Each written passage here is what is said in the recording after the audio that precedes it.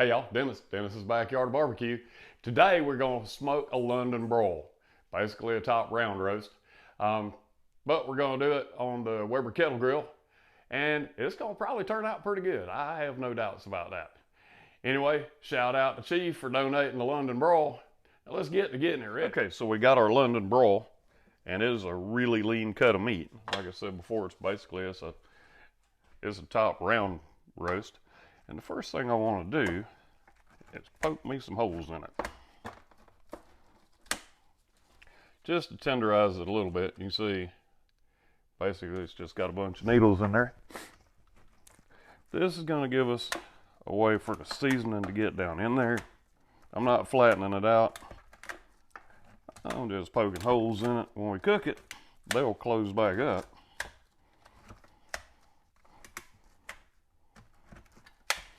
Let's flip it over, and we're going to do the same thing over here.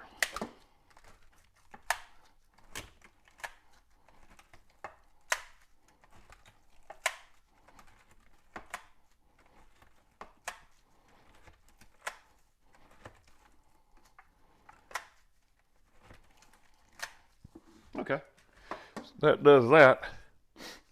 So now what I want to do is I'm going to take, I don't know, it's just basically going to be several teaspoons of red wine vinegar.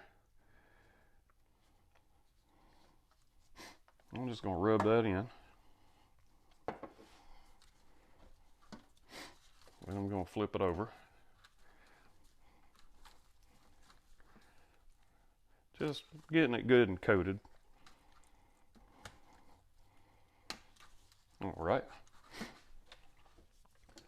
Now what I'm going to do is just cover it with some black pepper and garlic salt.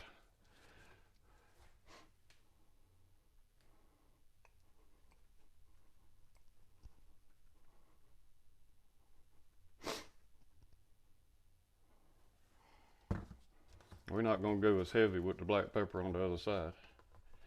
I just wanted to get me a nice little base going. And garlic salt, oh yeah. So I'll pat that on there. Let's flip it. We'll do the same thing to this side.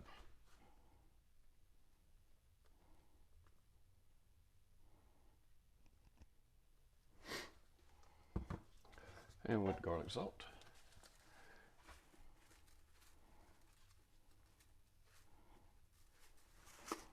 Okay, what I'm going to do now, I'm going to take this just like it is, and I'm going to put it in the refrigerator for about 4 or 5 hours. And just give it time to absorb all that seasoning. Then when we take it out of the refrigerator, we're going to put a little bit more rub on it. And then we're going to throw it on the Weber kettle grill at about 300 degrees. We're going to do an indirect cook. I'm going to use pecan wood. And we're going to cook it till it gets to about 110 internal. Then we're going to, we'll sear it then. Basically, we're doing a reverse sear. Then we'll take it off at a nice medium rare 130, 135. Then we'll see what it tastes like. All right, let's let it sit in the fridge. Okay, so we have been marinating this for 8 hours, believe it or not. Now, what I'm going to do, I'm going to put a little bit, just a couple of splashes of Worcestershire sauce. We're going to pat that in just to give it a little bit of flavor. Yeah, like we don't have enough already, right? And then we're going to put some McCormick steak seasoning on here.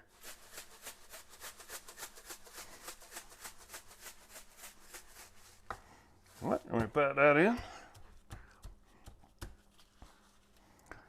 I'm going to flip it over. We're going to do some more Worcestershire sauce. Just, a few teaspoons, not a whole lot. Just wet it down a little bit. Just wet it down a touch. And then we're going to put our McCormick on. And we currently are bringing up the Weber kettle to temperature. We already have our Flora intelligent temperature probe charged up and ready to rock and roll. So I'll tell you what, we fixing to put this bad boy on the grill. It's gonna be good.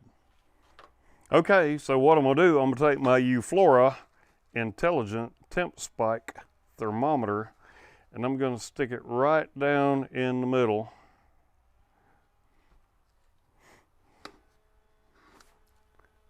of this roast.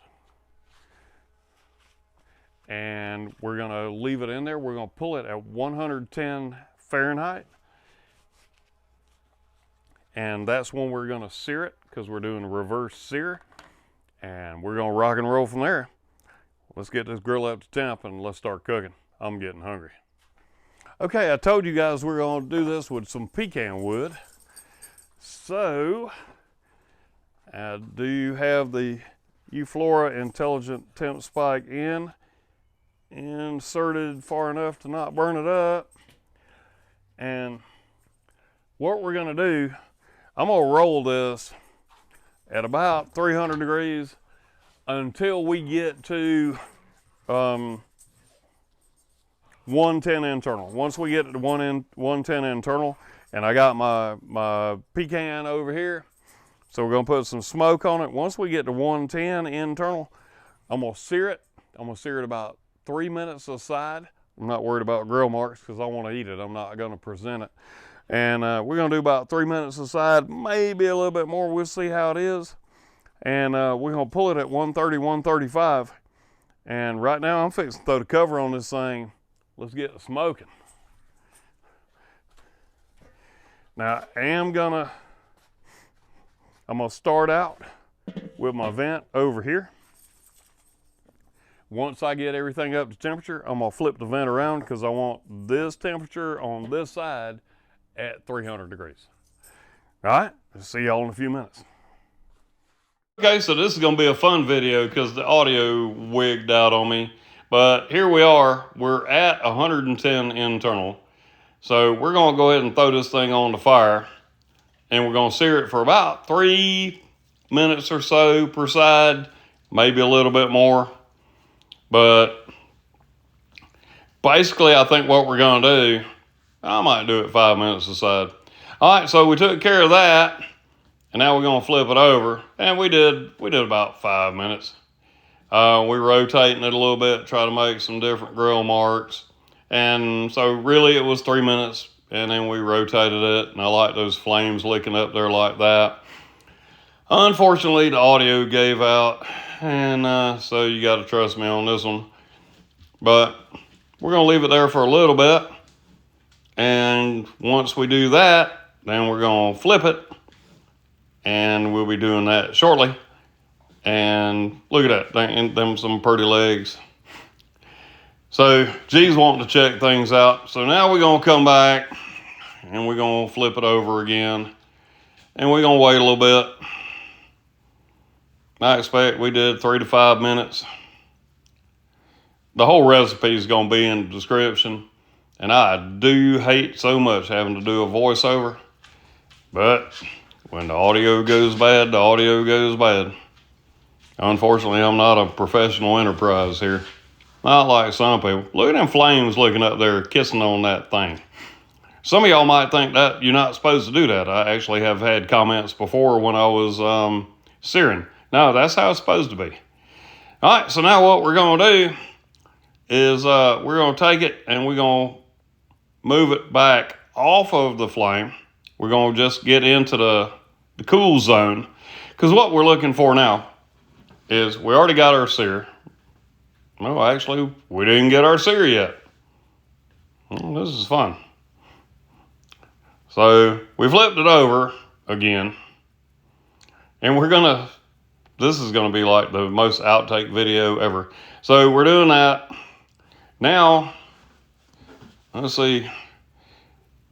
Now we're gonna take it and move it off the heat.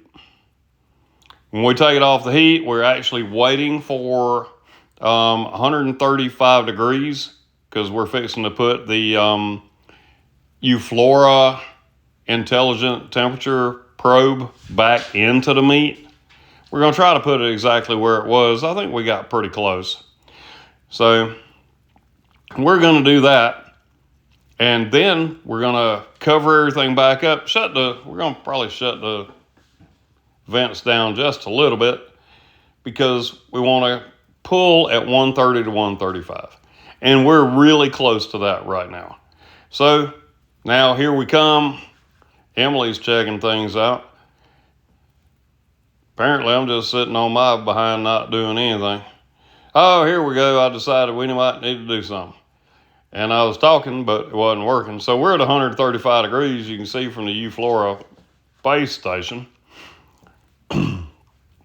So now what we need to do is we need to sit back down. Don't know why we're sitting back down, but it seems like to me we're pretty close to being done. So now we're pulling it, and here we go. I thought we had a video of pulling it. Let's see, now we're all the way to 140 and we're supposed to go at 135. So there we go, 136, 137. So we're good there.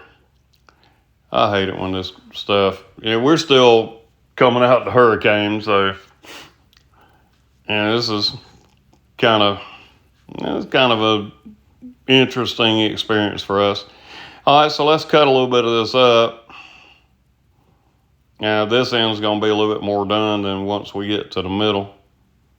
But that looks pretty daggone good right there. That's a nice little medium rare. So let's cut it up. Let me turn it so that, I don't block y'all's view, so we can cut a little bit. And I do apologize for having to do this voiceover. I do not know what happened to the audio, but we're doing what we gotta do. So let's cut us a few slices. I expect we're gonna let y'all take a look at it a little bit.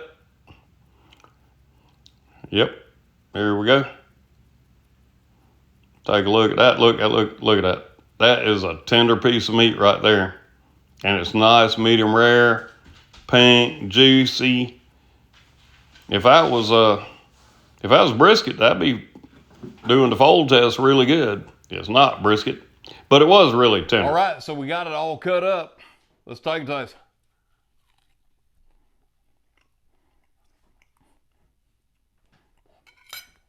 Wow. That's just wow. The flavor is good. Is this a ribeye steak? No. But slow cooking it and searing it and tenderizing it and letting it marinate for 6-7 hours. Wow. I'm gonna have another bite. Man, that is so good. London broil, top round steak. If you tenderize meat, beef especially, and you cook it slow and then you sear it, it's gonna be good pretty much no matter what. I've done eye round, I've done round roast, and I've had them be really good. And this London broil top round, a little bit of tug, a lot of flavor. So we're coming out the other side of the hurricane. I appreciate those of you who have reached out. Appreciate that a lot. We almost got the roof put back together. My shop's gonna be probably 6 months to a year, what they're telling me. But there's a lot of people worse off than me. I gave a shout out to Chief for donating the London broil. He's gonna be out of his house for a long time. So there's always somebody worse off than us, the people up in Western North Carolina. I do pray for them hard. But I'm gonna put some links back down in there in the description. Y'all know the drill. There's gonna be coupon codes. If you want to do that, save yourself some money, that's fine. If you don't, that's fine too. But until next time I see y'all at the grill, because the recipe will be down in the description, y'all keep on grilling.